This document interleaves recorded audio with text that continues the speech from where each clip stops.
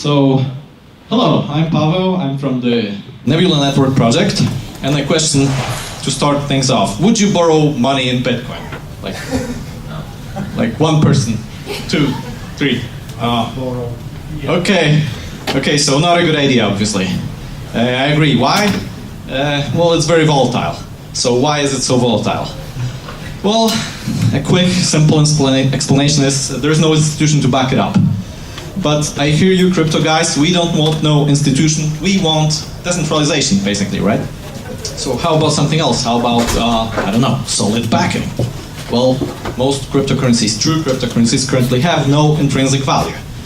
Well, they're cool technologies, but decentralized value is hard. So, faced with a hard problem, let's just zoom out for a second. Let's think about the beautiful building we're in.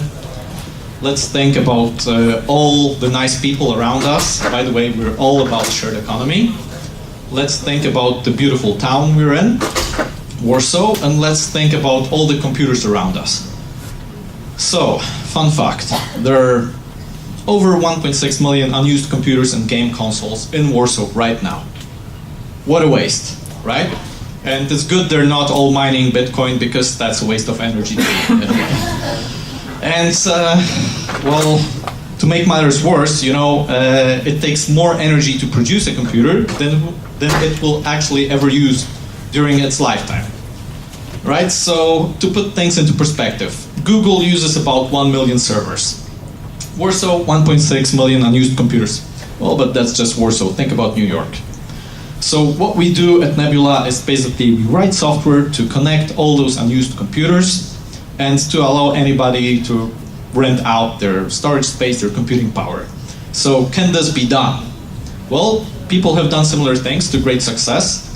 SETI at home, BitTorrent. Nebula is doing something similar but universal. So what can you do on our platform? Well, basically you can rent out storage, both plain and indexed, and computation.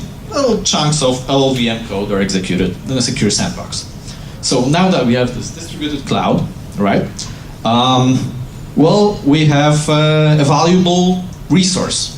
How do we tie that with a currency? Well, there are many aspects to it, but the key aspect is an emission mechanism. And we have a patent pending on that. So, do other peoples do that? Well, there are some people who do a distributed cloud, but we think none of them tackle the problem as comprehensively as we are tackling it. Why? Well, there are two key innovations that cryptocurrencies brought us, and we're the few ones that innovate on both of them. So we innovate on the distributed money emission mechanism.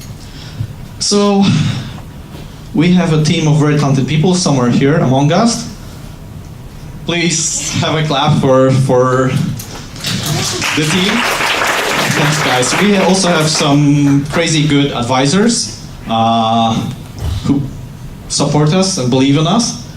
And, well, the team, the total available market is looking good as well. I know some of you might think cryptocurrencies are a bubble. Well, in that case, hard backing is going to become really important soon too, right? So Nebula Network is a decentralized democratic cloud, a cryptocurrency, and of course a new blockchain, because to do all of those things we need some innovations in that as well. So our pre-sale is starting soon. We have investors already committed for over $100,000. And well, join them, join us, and visit our webpage, send me an email, or ask me a cool question.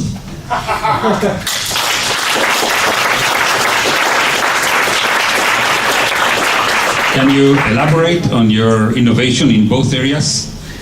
Both the, you know. All right, sure. Yeah. So that slide, right? So distributed ledger. Most people put different things on the blockchain, like invoices, data about customers, about deals. You know, smart contracts are being made, and that's all fun and dandy. But we also we have a different algorithm for creating money. Usually money is created when a new block is mined or staked, which is basically a little bit like driving blindfolded, right? So the amount is capped because with each block, the block reward gets smaller, not with each block, but there are, halvings and stuff like that.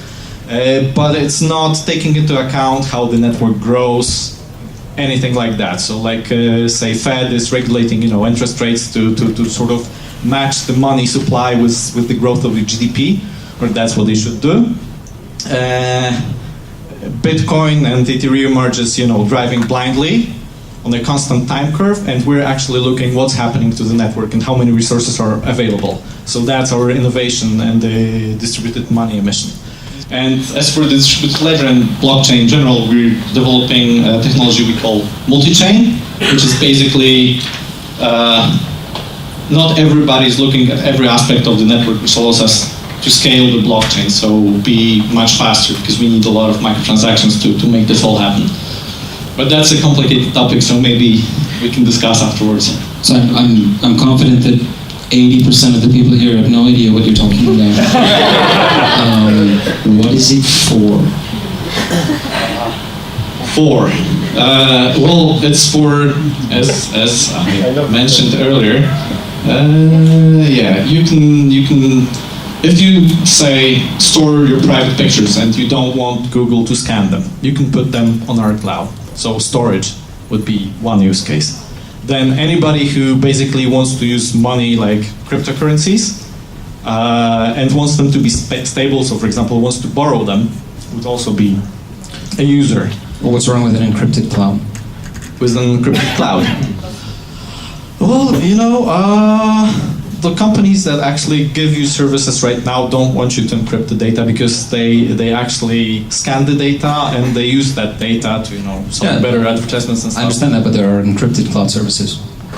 All right. So how is this better than a cloud? I mean, let's putting aside security. How is this better than a centralized cloud service? I understand that blockchain is decentralized, yes, which everyone loves for whatever reason, but why is it better? Why is decentralization better? When it comes to storing your pictures, for example. That's a whole philosophical debate. Well, first of all, for starters, the topology is better. So imagine we shoot a movie from this event, right? And we're probably here in the same network, sharing the same Wi-Fi, right?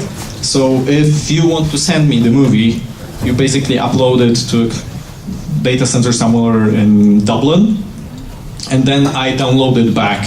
You upload it, I download it.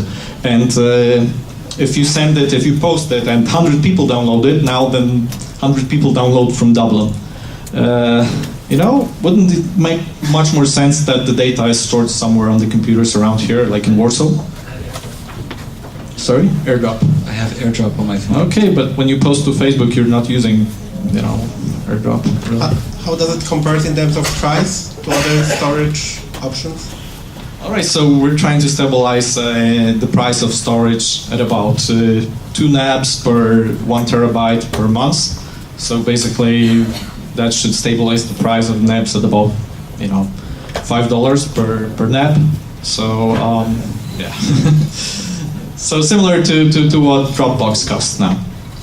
Okay, last company that I recall that tried to do this globally was called Group Networks. Group Network, you know them? Not okay, really. They were trying to do the same thing before blockchain. They failed miserably. And at the end of the day, Microsoft acquired them for half the money that investors put in. What would make you succeed? Well, the blockchain.